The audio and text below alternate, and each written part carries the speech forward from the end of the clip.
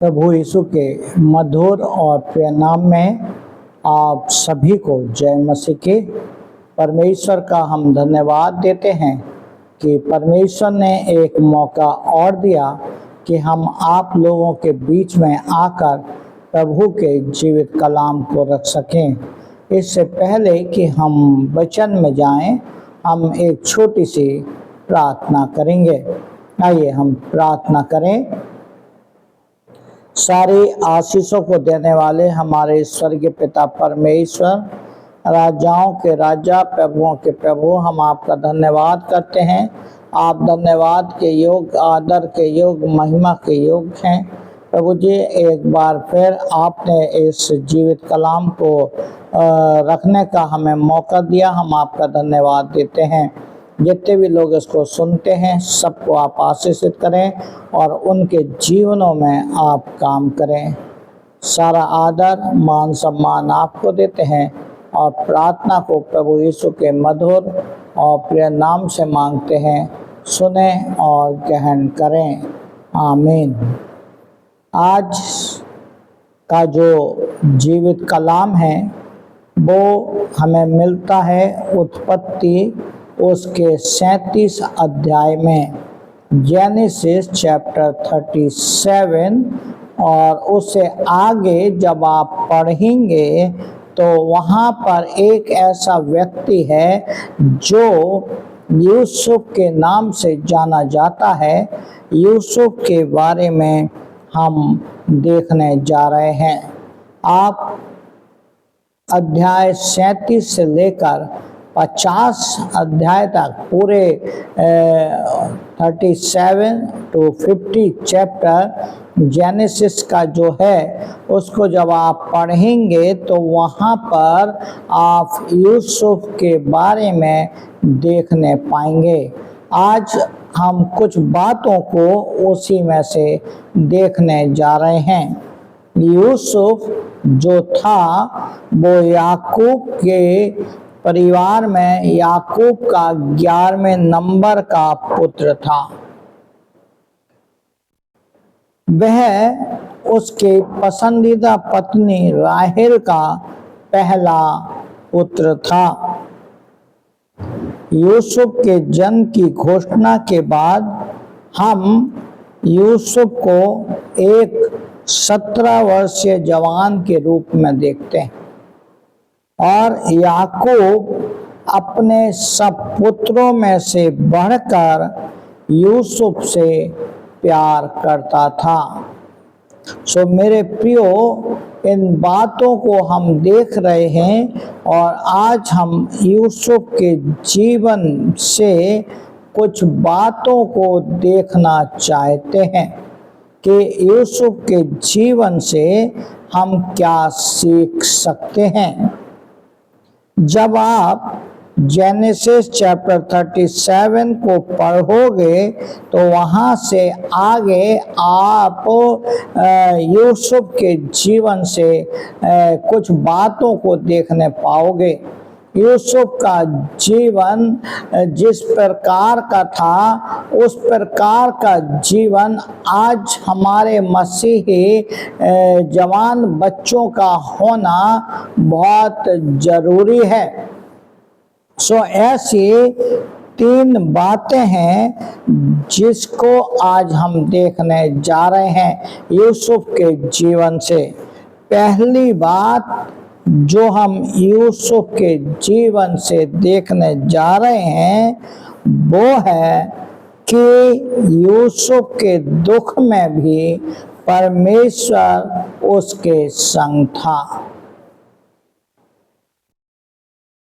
यूसुफ के जीवन में दुख आया, तकलीफ आई, परेशानी आई, लेकिन उस समय में भी परमेश्वर उसके साथ था।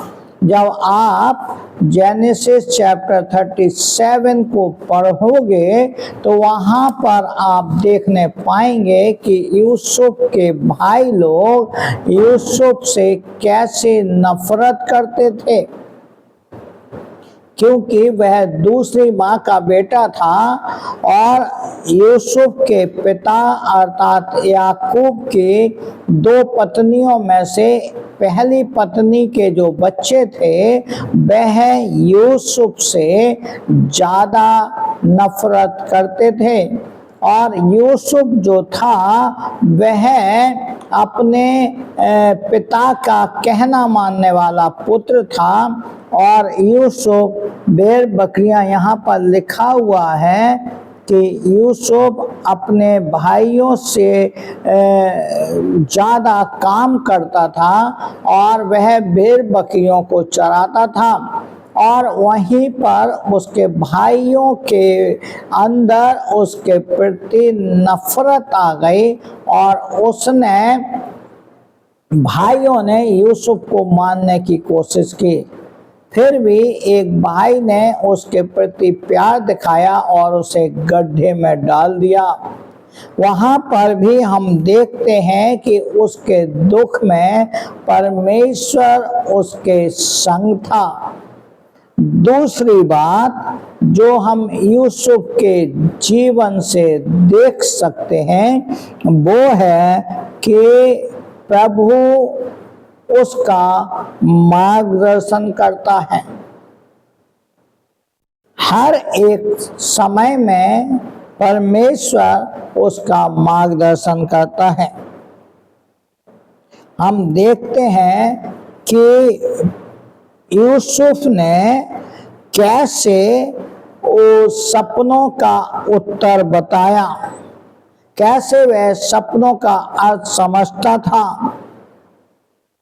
क्योंकि परमेश्वर उसका मार्गदर्शन करता है।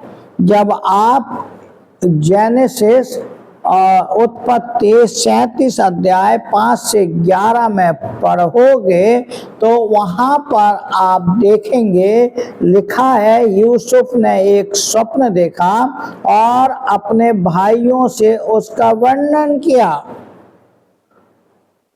और जब वर्णन किया तो वे उससे द्वेष रखने लगे, उससे नफरत करने लगे। और जब नफरत करने लगे तो परमेश्वर ऐसे समय में उसका मार्गदर्शन करता है। तीसरी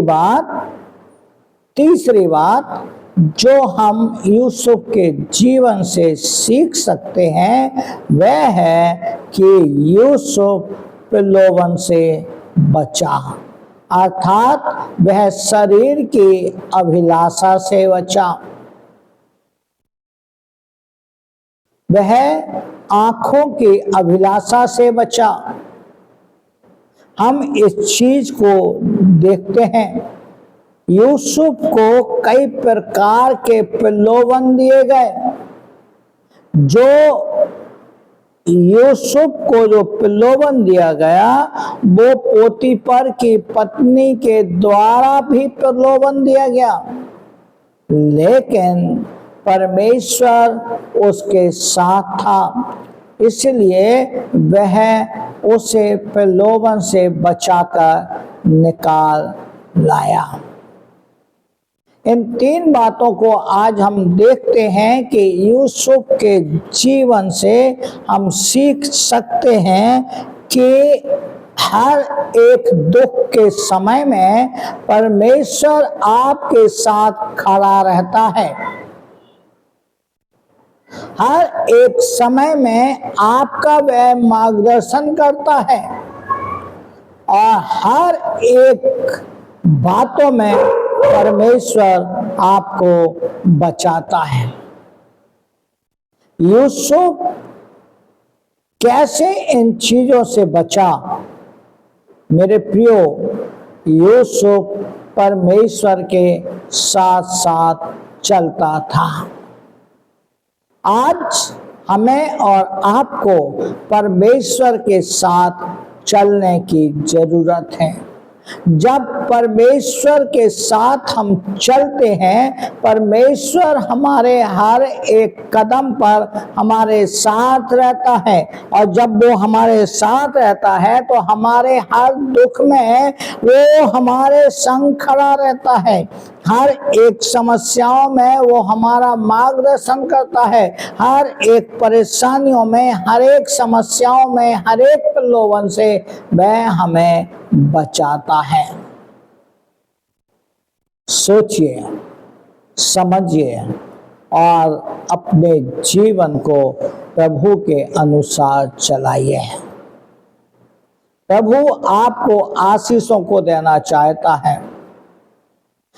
यूसुफ को कोई पसंद नहीं करता था सिवाय उसके पिता के और उसके माता के, लेकिन परमेश्वर यूसुफ के साथ था और परमेश्वर ने यूसुफ को ऊंचा ऊंचा और ऊंचा उठाया।